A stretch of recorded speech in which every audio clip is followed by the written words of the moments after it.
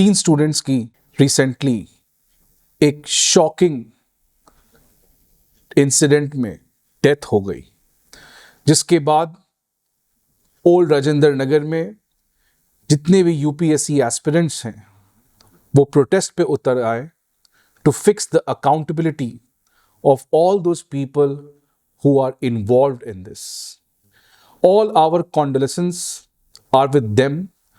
But इस session में एक और प्रोटेस्ट जो कि स्टूडेंट्स के द्वारा किया जा रहा है in our neighbouring country in Bangladesh, उसके बारे में हम चर्चा करेंगे, जहां पर अभी तक 100 लोग मर चुके हैं और लगभग 32 बच्चे, children, have passed away in a non-stop protest which has been happening since past couple of months. So ये जो प्रोटेस्ट है बांग्लादेश में, ये काफी ज्यादा गंभीर प्रोटेस्ट है और तमाम स्टूडेंट्स बांग्लादेश में जो वहां के सरकारी जॉब के लिए तैयारी करते हैं वो सड़क पर उतर चुके हैं। काफी ज्यादा पब्लिक प्रॉपर्टी को नुकसान भी पहुंचा है और साथ ही साथ I have already told more than 100 people, a lot of young population have been killed in this incident. तो आखिरकार ये प्रोटेस्ट क्यों है, ये हम लोग यहां पर समझेंगे। आगे बढ़ने से पहले सारे यूपीएससी एस्पिरेंट्स के लिए एक बड़ी इंफॉर्मेशन मैं देना चाहता हूं कि हमारी इंग्लिश में बैच दिल्ली में करोल बाग सेंटर में ऑलरेडी स्टार्ट हो चुकी है और इसके साथ ही साथ हिंदी में भी बैच हमारे मुखर्जी नगर सेंटर पे ऑलरेडी चल रही है। इसके अलावा उत्तर प्रदेश के स्टूडेंट्स के लिए प्रयागराज में हमारा बैच स्टार्ट होने वाला है, जो कि हिंदी और इंग्लिश दोनों मीडियम्स में आपको अवेलेबल होगा। बाकी इंफॉर्मेशन के लिए आप हमारे लिंक पर जाकर अनअकैडमी के ऐप को डाउनलोड कर सकते हैं और वहां पे स्कॉलरशिप और तमाम नए बैचेस के बारे में आपको इंफॉर्मेशन मिल जाएगा। बांग्लादेश, जैसा कि आप जानते हैं, काफी एक नया मुल्क है जो 1971 में पाकिस्तान से अलग होकर अपनी आइडेंटिटी बनाया था। उसके इस आइडेंटिटी बनने में इंडिया ने काफी एक बड़ा रोल प्ले किया था, जिसकी वजह से India Bangladesh relation is a relation which everyone needs to understand.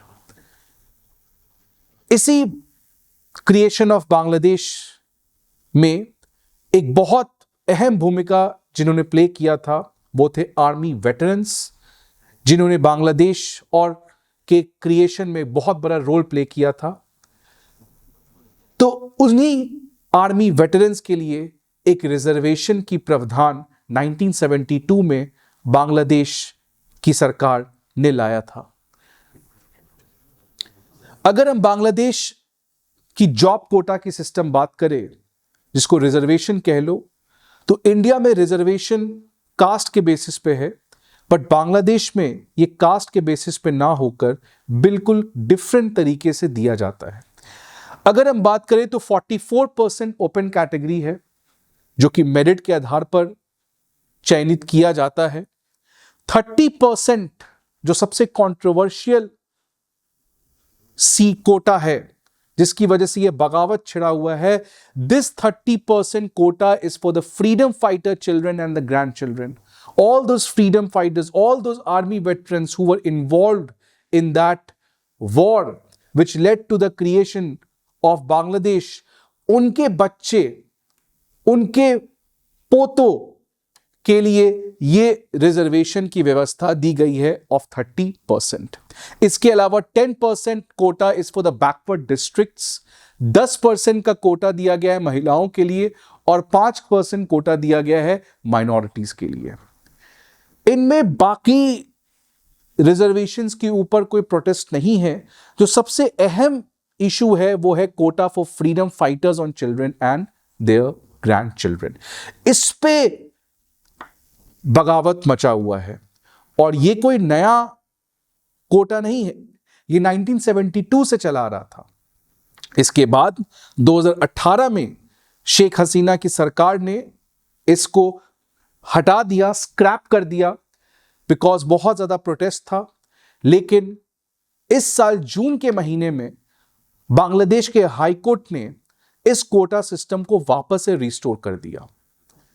Finally ये मैटर पहुंचा वहां के सुप्रीम कोर्ट में, और अब सुप्रीम कोर्ट ने इसके ऊपर सस्पेंशन लगा दिया है। तो अब ये quota system as of now suspend है, और आने वाले समय में अगले वीक अगस्त में इस पे सुनवाई होगी कि क्या ये कोटा सिस्टम अनकॉन्स्टिट्यूशनल है या नहीं है। रिजर्वेशन हर एक कंट्री में, खासकर साउथ एशियन कंट्री में, एक बहुत इंपॉर्टेंट पॉलिसी है। कुछ दिन पहले आपने देखा होगा सुप्रीम कोर्ट के द्वारा एक जजमेंट आया जहां पर क्रीमी लेयर जो SC ST में है उनको रिजर्वेशन का लाभ नहीं मिलना चाहिए। तो रिजर्वेशन साउथ एशियन कंट्री में एक बहुत इंपॉर्टेंट पॉलिसी है, because the craze for government job is very much in these countries. और ये जो क्रेज है सरकारी जॉब का, इसका एक बहुत बड़ा रीजन है बेरोजगारी, अनएम्प्लॉयमेंट। बिकॉज प्राइवेट सेक्टर जो जॉब क्रिएट कर पा रही है, that is not sufficient enough to meet the young workforce which is entering into the job market. India में आपको पता होगा अनएम्प्लॉयमेंट एक बहुत बड़ा मुद्दा रहा इस लोकसभा चुनाव में, जिसकी वजह से इस साल के बजट में फाइनेंस मिनिस्टर ने एम्प्लॉयमेंट लिंक्ड इंसेंटिव स्कीम को लॉन्च किया है। बांग्लादेश में भी ये जो स्टूडेंट्स हैं जिनकी डिमांड थी कि रिजर्वेशन उन्हें मिलना चाहिए, ये इसीलिए हो रही है बिकॉज अगर आप बांग्लादेश की अनएम्प्लॉयमेंट देखें तो वो अपने हाईएस्ट लेवल कुछ समय में पहुंच चुका है, लगभग 12-13% पे घूम रहा है। अगर अमेरिका की अनएम्प्लॉयमेंट रेट की बात करें तो वो लगभग 4% है, इंडिया की 6% के लगभग है, और यहां पे आप देख सकते हैं 13% के लगभग अनएम्प्लॉयमेंट है। सो अगर इतना ज्यादा अनएम्प्लॉयमेंट होता है, so the demand for government job is very obvious. अब इसका सॉल्यूशन क्या होता है, क्या ये होना चाहिए, वो यहां के सुप्रीम कोर्ट डिसाइड करेगी। बट अगर रिजर्वेशन की बात करें तो reservation is a important tool. Reservation is the most important tool to lift those people who have been left out of the success story, जो पीछे छूट गए उनको लाने में बहुत अहम भूमिका रोल प्ले करती है। बट रिजर्वेशन इन जनरल आज एक बहुत इंपॉर्टेंट टूल रहा नहीं है, बिकॉज आज every country is moving towards private sector, और प्राइवेट सेक्टर में रिजर्वेशन है नहीं। तो तमाम जितने भी सरकार हैं जो रिजर्वेशन के हवाले डेवलपमेंट को नापते हैं या रिजर्वेशन के द्वारा ये कहते हैं कि रिजर्वेशन की होने या ना होने से आपकी बेरोजगारी के ऊपर असर पड़ेगा, ये झूठ है। बल्कि सरकार को आपको एक स्किल डेवलपमेंट, सरकार को आपको अच्छी एजुकेशन, और सरकार को प्राइवेट सेक्टर में जॉब क्रिएशन करना ये ज़्यादा इंपॉर्टेंट है, बिकॉज तभी इतने बड़े यंग वर्कफोर्स को जॉब मिल सकता है।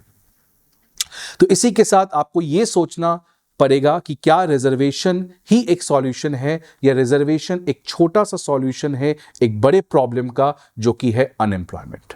आई hope you like this video, like the video and subscribe to our channel. Thank you.